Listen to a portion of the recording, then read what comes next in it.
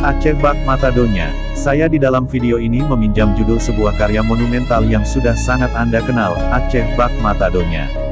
Buku ini telah diterjemahkan ke dalam bahasa Indonesia. Saya perlu menjelaskan mengapa saya menggunakan judul ini. Dalam pandangan saya, sebelum berbagai perhitungan lain tentunya, penulis, Aceh Bak Matadonya, adalah filsuf politik paling cemerlang yang pernah dilahirkan Aceh sepanjang abad ke-20. Keluasan pandangan dan kedalaman pemikirannya terang saja menjadi sumber kekaguman, namun di atas itu semua sudah barang tentu karena ia adalah laki-laki Aceh, dengan seluruh makna yang dikandungi frasa ini. Aceh Bak Matadonya, yang terbit dari penulis besar itu saya pahami sebagai Aceh sebelum kelahiran Indonesia. Lewat buku yang ditulis dengan bahasa Aceh, ia berhasrat kuat untuk menuangkan kesadaran dunia akan kedudukan Aceh sebelum kelahiran Indonesia, ke dalam kesadaran masyarakat Aceh di zamannya.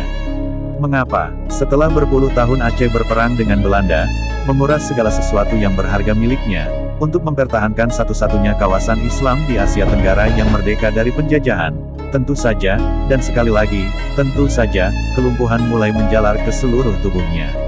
Namun Aceh tidak pernah mati. Berbagai gerak untuk memulihkan diri tetap saja dilakukan oleh putra-putranya yang terbaik bagaimanapun cara, sesulit dan segelap apapun kondisi dan situasi. Keadaan memang telah memaksanya untuk mengambil apa saja yang mungkin didapatkan demi mempertahankan diri dari kefanaan pada paruh pertama abad ke-20. Maka berlakulah apa yang sudah berlaku. Namun, seiring waktu dan dengan berbagai perkembangan peristiwa yang terjadi kemudian, Aceh sebelum kelahiran Indonesia, relatif mulai surut dari ingatan rakyatnya, apalagi dari generasi remaja dekade 80-an semisal saya.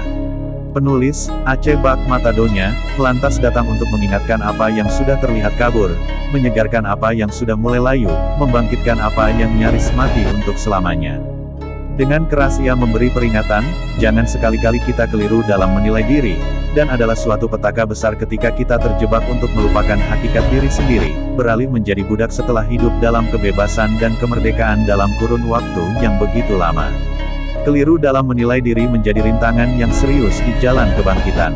Mengira diri sebagai pengikut dan pengekor bagi yang lain dapat mematikan rasa percaya pada diri sendiri, menghilangkan kemauan dan semangat untuk berada di depan, dan celakanya lagi ialah lahirnya suatu sikap kerelaan yang ganjil untuk berada di bawah dikte-dikte politis dan birokratif, yang setelah sekian lama dijalani terbukti tidak berhasil mengangkat derajat bangsa ini. Bagaimanapun, bagi saya, penulis Aceh Bak Matadonya, adalah penggugah kesadaran, pengingat kembali akan kodrat Aceh sebagai pemanggul tanggung jawab dan amanah yang besar untuk kemajuan kawasan ini sebagaimana di masa lampau. Itulah kodratnya, dan untuk itulah, Aceh memerlukan kebebasan yang luas untuk memulihkan diri, memperbaiki berbagai kerusakan akibat krisis-krisis yang dialaminya selama satu abad di belakang.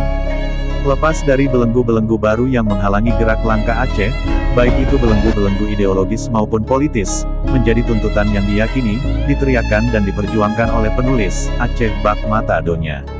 Ia tidak melihat jalan lain kecuali jalan yang telah dipilih dan ditempuhnya. Dan meskipun kini ia telah pergi untuk selamanya, tapi siapakah yang mampu memenjarakan dan mematikan pemikirannya yang terus hidup untuk ratusan tahun? Sekarang, musim memang telah berganti. Yang sudah berlaku begitulah berlaku, tidak dapat dikotak-katik lagi, takdir dari Yang Maha Kuasa. Tapi apakah Aceh akan mampu membuang kodratnya?